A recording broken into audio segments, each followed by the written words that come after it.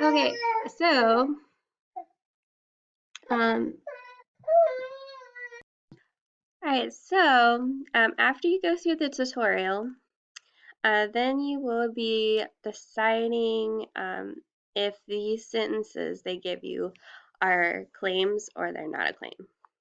So remember, a claim has to be something that is arguable.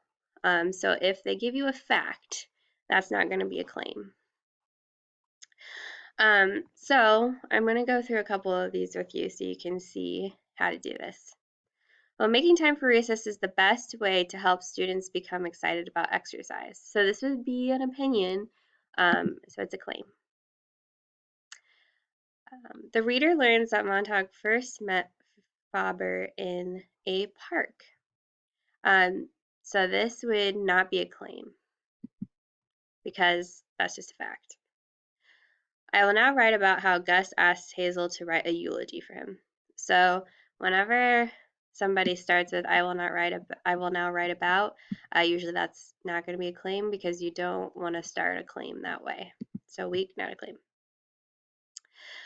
Teachers who give group grades on school projects encourage teamwork among students. So that would be arguable. You have multiple sides there, so that's a claim. It's an opinion.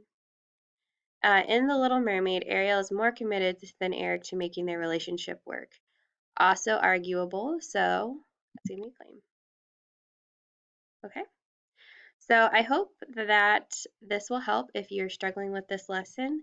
If you need further help, feel free to email me or come to office hours at 10 from 10 to 11.